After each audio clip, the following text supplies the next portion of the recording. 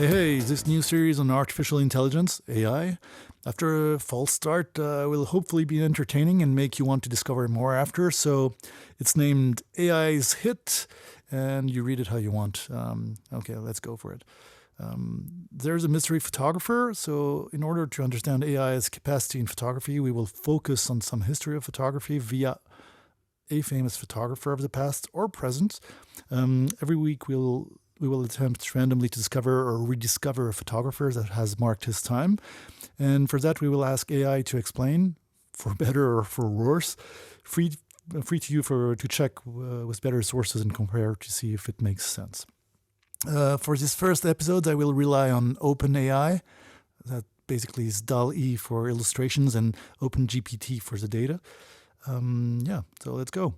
First episode, that's Raymond Depardon. We're going to try to look at him, and will AI prove it knows anything about him? Let's ask if OpenGPT does, and if she or he's able to give us what makes him so unique. And let us ask Dall-E to illustrate that. Raymond Depardon is a French photographer, filmmaker, and writer. He began his career as a photojournalist in the 1960s, covering events such as the Algerian War and the Civil Rights Movement in the United States. He later turned to documentary filmmaking and has directed several films, many of which have won awards at international film festivals. Depardon has also published several books of his photographs, which have been widely exhibited around the world.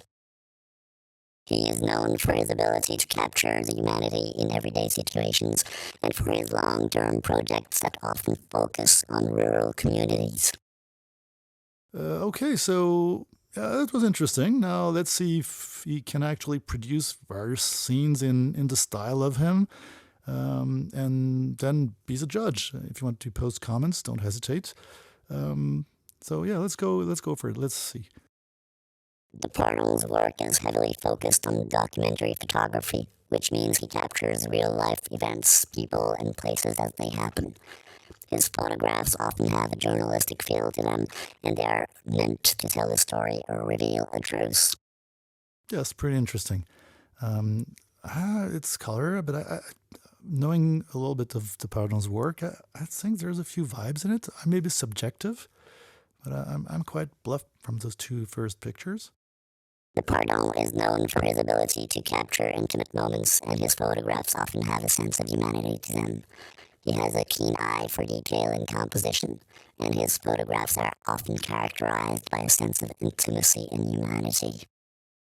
Okay, so in these two pictures, I feel it's more like of a collage, but there's definitely a photo feel to both of them. They're black and white. There's almost some grain.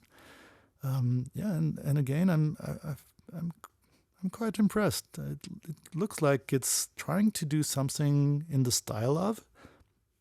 Okay, let's continue. Depardon's photographs are typically taken in black and white, which gives them a timeless and classic feel. The absence of color allows the viewer to focus on the composition and details of the photographs. Okay, this flea market, basically it's a flea market, I guess. Again, I think it's there's some style coming out. It's trying hard. I'm not sure obviously it's not precise enough to go for even a photograph. It looks more like a simile photograph, but it's pretty impressive. Depardon is also a filmmaker, and his photographs often have a cinematic quality to them.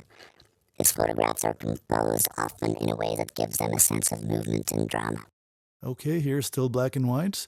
I don't know if it's a sense of drama in those two examples, but there's definitely some reality going, some feel of reality. Even so, not many of the objects depicted here look real, but it's pretty coherent for me until now. Depardon's work often focuses on social and political issues, and he has been praised for his ability to capture powerful images that tell a story and reveal the truth about the society and the world. Okay, so back to color. Yeah, I definitely am pretty impressed. Personally, I do feel some something is going on politically in these two pictures. This reunion on the left, obviously some kind of political reunion, and the colors maybe chosen some kind of, maybe some Eastern country, or I don't know, there's some sense of political emergency or discussion. On the right, the way it's framed, the way the composition is built, it looks like AI is really trying hard to give us some sense of Depardon.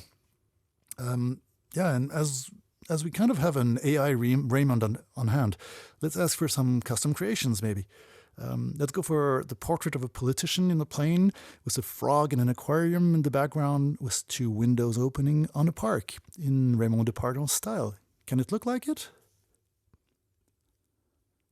Okay, so yeah. I'm not sure about the results, but kind of interesting. I do get some kind, it's the first part of the series, so maybe I'm a little bit impressed, too easily impressed, but I feel like there's some Raymond Depardon style coming out. The frog outside the window on the right, maybe inside on the left, looks more like a train than a plane, but on the picture on the right, he's put a plane in the sky. So he definitely understood train instead of plane, I believe. Let's see the two next ones. Again, I feel the style, and there's something about Raymond Depardon. So I'm not going to say it's doing a good work, but I'm pretty impressed that I feel like there's some style. Maybe you don't agree. Again, just post below if you do. It could be fun to know your opinion. And here, basically, the frog is inside. It's definitely not a plane here, but the frog looks on the inside on the left picture. And on the right, I'm not sure if that's a frog behind this guy. Basically, he's relying on the dressing code to make us feel like it's a politician. But and then there's this weird animal on the front on the right picture. But yeah, I like the style. I like what's coming out. It's really experimental. And here we lost actually the plane or train idea. It looks more like there's a politician on the left and a woman politician on the right. So he's definitely balancing a little bit some gender in here. And on the left, we have a plane, looks like an inflatable toy plane. We lost the frog. But on the right, we have this kind of mutant between a plane and a frog that's flying in the room behind the politician. Anyways, I kind of like the results. It's obviously not that in the ways I did it, but I find it pretty interesting to see that there's some feel to me, some kind of Raymond Depardon's way of building pictures. I don't really know why. So, yes, now you can go check better resources on Raymond Depardon, judge for yourself. Maybe rediscover his incredible work, and hopefully you enjoyed the experience, and catch you next week for a try on another photographer's history. Yay, see you then.